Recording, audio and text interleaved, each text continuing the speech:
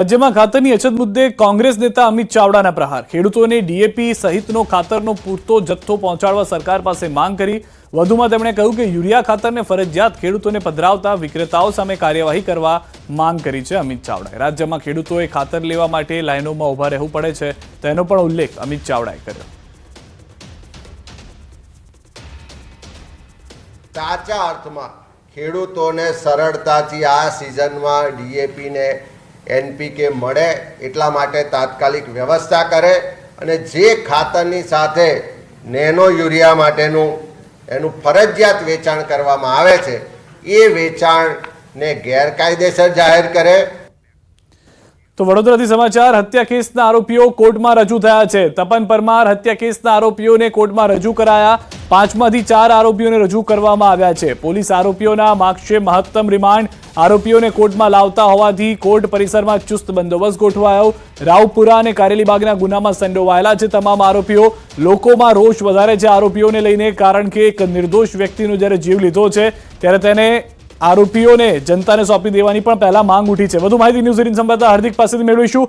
હાર્દિક, court પરિસરમાં રજૂ કરવામાં આવ્યા છે, કોર્ટમાં લઈ જવામાં આવશે ટૂંક સમયની અંદર, શું બધું જાણકારી? બિલકુલ સિદ્ધાર્થ, જો માહિતી આપી દઈએ કે જે તમામ આરોપીઓ છે તેમને કોર્ટમાં રજૂ કરી દેવામાં આવ્યા છે. લાંબી દલીલો ચાલી ત્યારબાદ જે આરોપીઓ છે તેમના રિમાન્ડ જે છે તે મંજૂર કરવામાં આવ્યા છે. જો રિમાન્ડની વાત કરીએ તો 5 પૈકી જે 4 આરોપીઓ છે તેમને કોર્ટમાં રજૂ કરવામાં આવ્યા હતા, ત્યારે 22 નવેમ્બર સવારે 11 વાગ્યા સુધીના રિમાન્ડ જે છે તે મંજૂર થયા છે. ઉલ્લેખનીય બાબત છે, ગંભીર પ્રકારનો ગુનો છે, અનેક આરોપીઓ જે છે તે સામેલ છે, ત્યારે પોલીસ દ્વારા 10 દિવસના રિમાન્ડ જે છે તેની માંગણી જે છે તે કરવામાં આવી હતી. ત્યારે કોર્ટે 3 દિવસના રિમાન્ડ મંજૂર કરતા હવે પોલીસ જે છે તેમના દ્વારા આખી જે ઘટનાક્રમ છે તેનું રિકન્સ્ટ્રક્શન જે છે તે કરવામાં આવનાર છે. 5 આરોપીઓ હતા, 4 આરોપીઓને રજૂ કર્યા છે, ત્યારે એક આરોપી જે છે વસીમ શેખ તેને હોસ્પિટલ ખાતે સારવાર હેઠળ જે છે તે ખસેડવામાં આવ્યો હતો. આજની વાત કરીએ તો જે બાબર ખાન પઠાણ જે મુખ્ય આરોપી છે આ ગુનાનો, તો સાથે સાથે વાત કરીએ તો મદદગારીમાં જે શકીલ હુસેન શેખ છે, એજાજ હુસેન શેખ છે અને શબનમ મંસૂરી ને કોર્ટમાં જે છે તે રજૂ કરવામાં આવ્યા હતા. હાર્દિક, વધુ એક મહત્વની વાત એ પણ છે કે એક મહિલાની પણ સંડોવણી હતી આ સમગ્ર ઘટનામાં.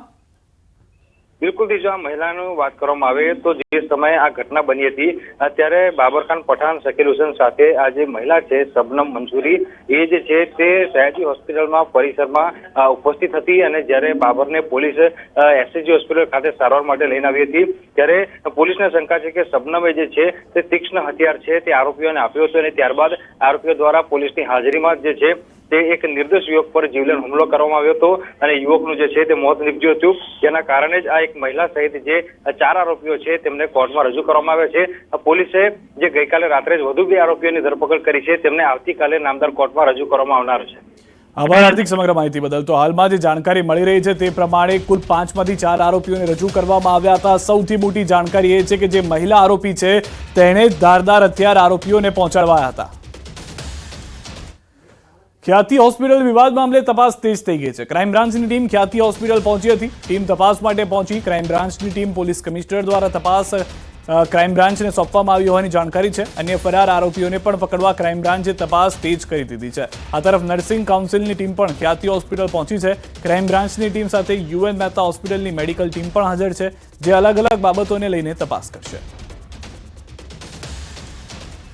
શહેરના બોડેલી વિસ્તારમાં આવેલ જે ખ્યાતિ હોસ્પિટલ છે કે જ્યાં 2 વ્યક્તિઓના મૃત્યુ નિપજ્યા હતા, સમગ્ર ઘટનાની ગંભીરતાને ધ્યાનમાં રાખીને શહેર પોલીસ કમિશનર દ્વારા આ તપાસ છે તે અમદાવાદ ક્રાઇમ બ્રાન્ચને સોંપવામાં આવી છે અને અમદાવાદ ક્રાઇમ બ્રાન્ચ દ્વારા આ તપાસ સંભાળ્યા બાદ આપ જોઈ શકો છો દ્રશ્યની અંદર હાલ ક્રાઇમ બ્રાન્ચની ટીમ છે તે ખ્યાતિ હોસ્પિટલ પહોંચી છે અને અલગ અલગ મુદ્દાઓને લઈને તપાસ કરવામાં આવશે.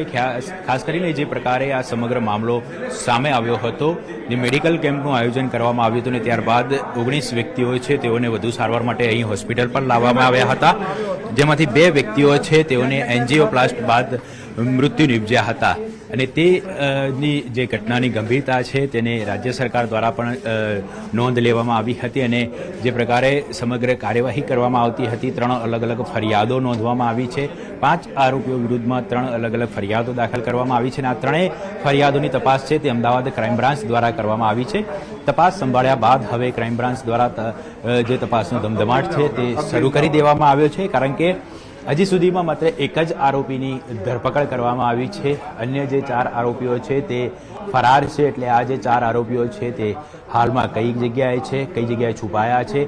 એક આરોપી છે તે વિદેશ હોવાનું પણ સામે આવી રહ્યું છે. એટલે તેની પણ તપાસ કરવામાં આવી રહી છે. એટલે કે પોલીસ દ્વારા આ જે ફરાર આરોપીઓ છે તેને ટેકનિકલ સર્વેલન્સ અને હ્યુમન ઇન્ટેલિજન્સથી પકડવા માટેની જે તજવીજ છે તે હાલમાં પોલીસ દ્વારા શરૂ કરી દેવામાં આવી છે. એટલે ક્રાઇમ બ્રાન્ચ દ્વારા હવે આ સમગ્ર મુદ્દે આગળની તપાસ છે તે સંભાળી લેવામાં આવી છે.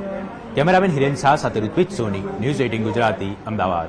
હોસ્પિટલમાં એક પણ દર્દી નથી. કોઈ પણ નર્સિંગ કોલેજ હોય તેને પેરેન્ટલ હોસ્પિટલ 100 બેડની હોવી જોઈએ એવો મેડિકલ કાઉન્સિલ ઓફ ઇન્ડિયા અને ઇન્ડિયન નર્સિંગ કાઉન્સિલનો નિયમ છે. વિદ્યાર્થીઓના પ્રેક્ટિકલનો પ્રશ્ન ઊભો થાય, જેથી ટીમ દ્વારા કોલેજ ખાતે અને હોસ્પિટલ ખાતે તપાસ કરતાં હોસ્પિટલ હાલ ખાલી હોય તેથી જનરલ બોર્ડમાં રિપોર્ટ કરવામાં આવશે અને તે રિપોર્ટ રાજ્ય સરકારને પણ કરવામાં આવશે. મોરબીના ઝુલતા પુલ દુર્ઘટના મામલે તમામ આરોપીઓએ ડિસ્ચાર્જ અરજી કરી છે. જયસુખ પટેલ સહિતના આરોપીઓએ ડિસ્ચાર્જ અરજી કરી છે. મોરબી સેશન્સ કોર્ટમાં તમામ આરોપીઓ દ્વારા ડિસ્ચાર્જ અરજી કરવામાં આવી. નિર્દોષ હોવાનું જણાવી ચાર્જમાંથી મુક્ત કરવા કરાઈ છે અરજી. મહત્વનું છે કે મોત માટે જવાબદાર ગણી કુલ 10 ઇસમો વિરુદ્ધ કરવામાં આવી છે ચાર્જશીટ. આઈપીસી 304 અને 308 કોઈ સામે બનતી નથી, એટલે એમને આ ગુનામાંથી બિન તોમત છોડી મૂકવા જોઈએ, ડિસ્ચાર્જ કરી દેવા જોઈએ એવી એમની અરજી આજે આવી છે તમામ આરોપીઓ વતી. હવે આ જે અરજીઓ આવી છે દરમિયાન અમારું સૂચિત તોમતનામું નામદાર કોર્ટમાં પેન્ડિંગ છે. હવે ડિસ્ચાર્જ એપ્લિકેશન બધા આરોપીઓ આપી છે તેના વાંધા જવાબ ફાઇલ કરવાના રહેશે. એટલે નામદાર કોર્ટે હજી અમને ડેટ નથી આપી. આણંદમાં કાઉન્સિલરે આચરેલા દુષ્કર્મ મામલે પોલીસે 2 શખ્સોને દબોચ્યા છે. આણંદ પોલીસે સસ્પેન્ડેડ કાઉન્સિલર દીપુ પ્રજાપતિના 2 ભાઈઓને દબોચ્યા છે. હાલ દીપુ પ્રજાપતિ પોલીસ પકડથી દૂર છે. દુષ્કર્મ આચરતા સમયે મહિલાનો પતિ આવી જતા મારામારી થઈ હતી. મારામારી કરનાર શખ્સોમાંથી પોલીસે દીપુ પ્રજાપતિના ભાઈને દબોચ્યો. પોલીસે આ ગુનામાં સંડોવાયેલા અન્ય 7 લોકો સામે ફરિયાદ નોંધી છે. ફરાર આરોપીને ઝડપી પાડવા આણંદ પોલીસે ટીમ બનાવી તપાસ હાથ ધરી છે. આરોપી દીપુભાઈ ગોરધનભાઈ પ્રજાપતિ મહિલાના ઘરે જઈ અને તેની સાથે દુષ્કર્મ કરેલું. તે દરમિયાન તેના પતિ આવી જતા તેને પકડેલો હતો. ત્યારબાદ આ પોતાના દીપુભાઈ ગોરધનભાઈ પ્રજાપતિએ પોતાના બંને ભાઈઓ તથા અન્ય 7 જેટલા ઈસમોને ભોગ બનનારના ઘરે બોલાવી આ ગુનામાં સંડોવાયેલ આરોપી કમલેશ ગોરધનભાઈ પ્રજાપતિ તથા ભરત ગોરધનભાઈ પ્રજાપતિની ધરપકડ કરવામાં આવેલી છે. મુખ્ય આરોપી હાલ પોલીસની પકડથી દૂર છે. વધુ માહિતી ન્યૂઝ 18 સમાચાર જનક પાસેથી મેળવ્યું છું. જનક, જે દિશામાં તપાસ થઈ રહી છે હજી મુખ્ય આરોપી ફરાર છે પરંતુ અન્ય લોકોને પકડવામાં આવ્યા છે, વધુ પગેરું મળશે તેનાથી? ચોક્કસ સિદ્ધાર્થ, આ ઘટના આણંદ જિલ્લાના આણંદ શહેરના વોર્ડ નંબર 100 ની છે, જ્યાં ભારતીય જનતા પાર્ટીના નગરપાલિકાના સભ્ય દીપુ પ્રજાપતિ તેની જ વોર્ડની એક મહિલા સાથે દુષ્કર્મ આચર્યું હતું, જબરજસ્તી કરી હતી અને તે જ વખતે તે મહિલાનો પતિ આવી જતા સમગ્ર ઘટના બહાર આવી હતી. આ વખતે મારામારી પણ થઈ હતી, ઉગ્ર બોલાચાલી પણ થઈ હતી. દીપુ પ્રજાપતિનો પક્ષ લઈને એના બંને ભાઈઓ કમલેશ અને ભરત આજે ભોગ બનનાર પીડિતા છે એના પતિ સાથે અને એના સગા સંબંધીઓ સાથે મારામારી કરી હતી અને સમગ્ર ઘટના અંગે પોલીસે ફરિયાદ નોંધી છે 7 જેટલા શખ્સો સામે. હાલ આણંદ ટાઉન પોલીસે આ દીપુ પ્રજાપતિ જે મુખ્ય આરોપી છે એના બંને ભાઈઓની અટકાયત કરી છે અને આ દીપુ પ્રજાપતિ હાલ ફરાર છે. ચોક્કસ ભારતીય જનતા પાર્ટીના આણંદ જિલ્લા સંગઠને દીપુ પ્રજાપતિને આવું અનૈતિક કૃત્ય કરવા બદલ તેના હોદ્દા પરથી સસ્પેન્ડ કરેલ છે. આભાર જનક સમગ્ર માહિતી બદલ. જૂનાગઢ અંબાજીના મહંત તનસુખગીરી બાપુ બ્રહ્મલીન થયા. મહંત તનસુખગીરી બાપુ બ્રહ્મલીન થતા સમાધિ યાત્રા સમયે જ ગાદી માટે વિવાદ શરૂ થયો. ભવનાથના મહંત હરિગીરી ઇન્દ્રા ભારતી બાપુનું જૂથ અને દત્તાત્રેય મંદિરના મહંત મહેશગીરી વચ્ચે વિવાદ ઉભો થયો. બ્રહ્મલીન તનસુખગીરીના શિષ્ય કિશોરભાઈ અને યોગેશભાઈએ મોટો આક્ષેપ કર્યો. મહેશગીરીએ હોસ્પિટલમાં સહી સિક્કા કરાવ્યા હોવાનો આક્ષેપ કરવામાં આવ્યો. અમે હોસ્પિટલમાં હતા ત્યારે મહેશગીરી તેમના સાગરીતો હતા, આવ્યા હતા ત્યાં અને જબરદસ્તી આઈસીયુ રૂમમાં ઘરી ગયા. हमारा गुरुजी तनसुखगिरी महाराज ऐसे बेबस पड़े थे तो इनके सब अंगूठे ले लिए, कोमा में थे.